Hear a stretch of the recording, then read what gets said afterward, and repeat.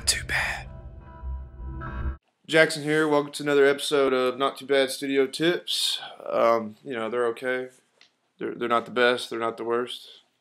Just being modest. Our goal here is to help out amateur level producers and engineers in the studio.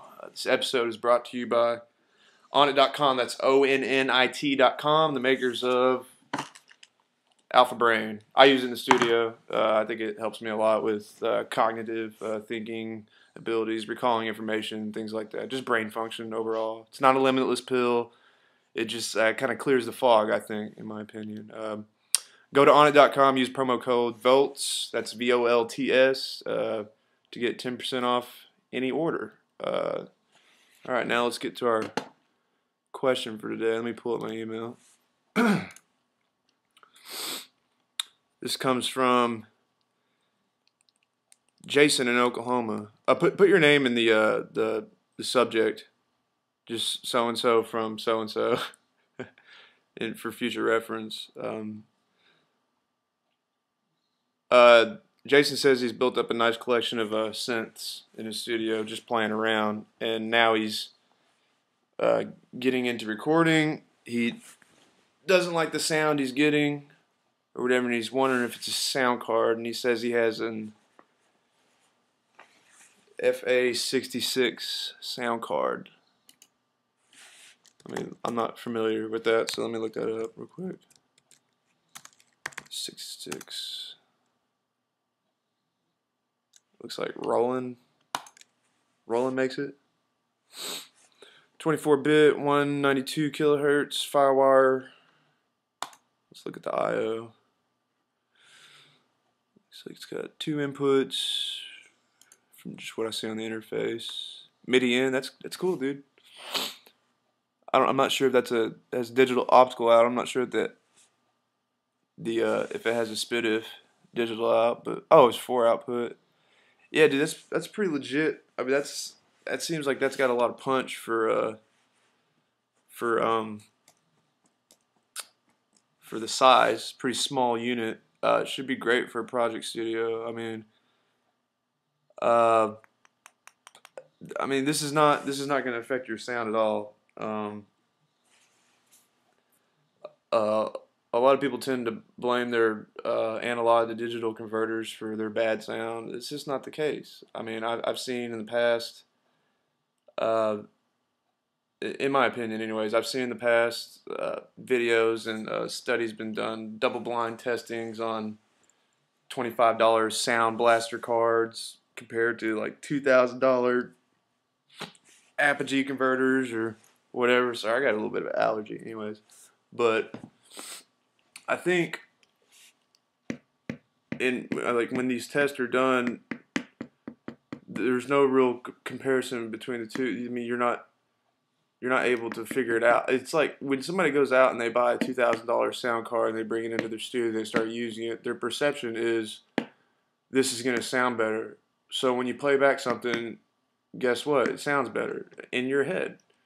That's just, that's just how the brain works. Like, for example, try this. Listen to a song, the same song twice.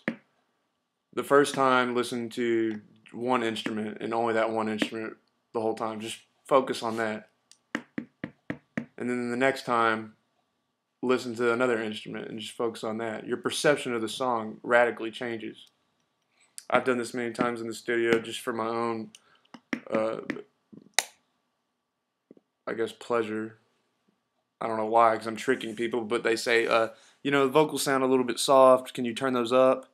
And I say, okay, and I act like I'm turning them up, and I say, is that better? They said, yeah, it's a lot better. I didn't do anything. It's all about perception. They wanted to hear those vocals be louder, so they were louder in their head. Anyways, let me pull up my email again. There was a second part to this question.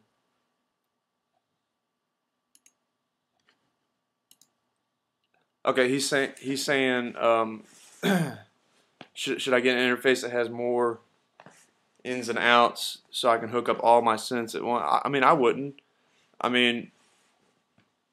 Unless you plan on tracking full bands. If that's something you want to do, then yeah, you should get a lot of ins and outs. But If you're just like working primarily in the box and just with hardware synths and stuff like that, you're not going to be tracking more than 2 channels at any one time, I don't think. So why get all those IOs if that's the case? I would just stick with what you got, man. I mean, why not? If you want everything to be hooked up together for like convenience purposes, so you're not having to constantly patch different synths in and out, just go get like an analog mixer or some sort of a summing box or whatever. I use a Mackie 14 channel as OK preamps. I use preamps on that. Yeah, so I mean, you could just fire that up and pull in which ones you want and just throw that into your FA-66, and you should be set. I wouldn't worry, like, cause like, a lot of these